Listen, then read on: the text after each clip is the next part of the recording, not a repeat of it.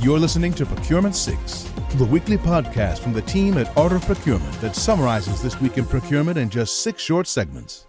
Hi there, I'm Helen Mackenzie and today is Friday, October the 7th, 2022. 6. I'm recording this week midway through Mastermind Live 2022 and our flagship event for the fall hasn't failed to disappoint.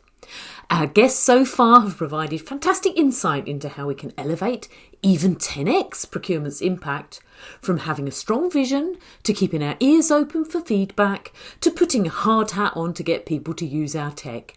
The wisdom was really flowing. I can't wait to get planning our events for 2023. 5. There's been a lot of talk about experience in procurement during the last couple of years, but how important is it really? Could it be that improving the employee experience is the only way for procurement to fully leverage their ability to drive value? In this week's podcast, Philip Ideson and Kelly Barner share their perspectives on a report that's been produced following a survey where Art of Procurement partnered with the team at Zip Intake to Procure to look at how the procurement-created employee experience impacts procurement performance. I've picked out this piece of analysis from Kelly to share with you today, as it really does highlight that we still have a way to go to be a great partner, even if we have tech and a good business process in place. Even some of the teams that have tried to improve the intake process and make procurement more accessible by even encouraging people to contact them directly, it's still not quite enough to be a partner. And whether there's still some amount of work to be done around transparency, speed, whatever it is, actually, to me, that makes the results in here so much more accessible to anybody that's trying to improve their intake to procure process, because you can still have one of these things somewhat in place and not totally be viewed as a partner to the business. I think it's an interesting complexity. 4. Last week, I had the pleasure of attending ProcureCon EU in Barcelona. It was great to engage with members of the procurement community and find out what's on their agenda. So I got my mic out and asked delegates to tell me what they thought. Here's a few snippets of what they told me. There's a lot of people coming from several countries. I heard Sweden, I heard Portuguese, I heard Indian, I heard Turkish, so that's really rich, I think. I personally really liked the motto of the first day, the business person in procurement. Helped me a lot to understand the spirit of the day and understanding how other companies, how the evolution went in the previous years and the upcoming challenges they're facing within the industry. Excellent. So fantastic few days, really valuable content, really nice to see some case studies from the brands, particularly in the area of diversity and inclusion and sustainability, to see that people are now putting those sort of ideas into action and really starting to see initiatives now which hopefully will benefit and help people drive this forward.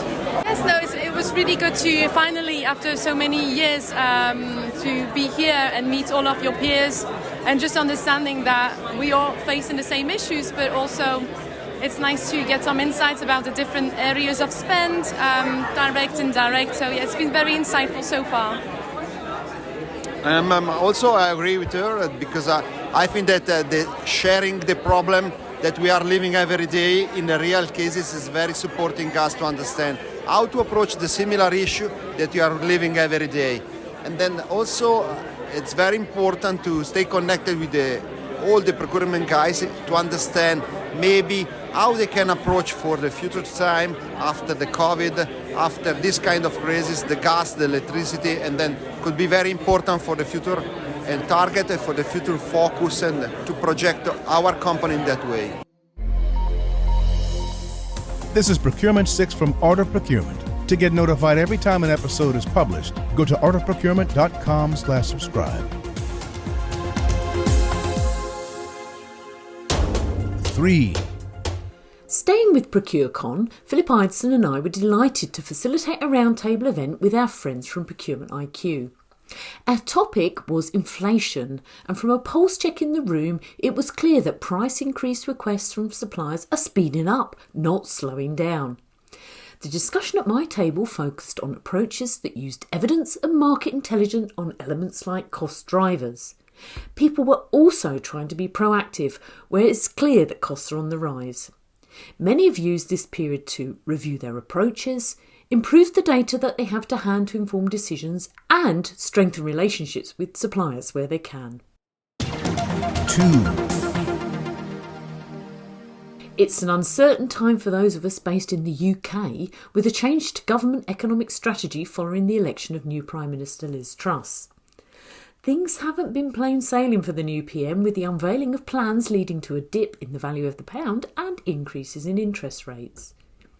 Quoted in The Guardian, Retailer Next's chief executive has warned the UK could be heading for a second cost of living crisis next year as the slump in the value of the pound drives further price rises. We certainly do live in interesting times here in the UK.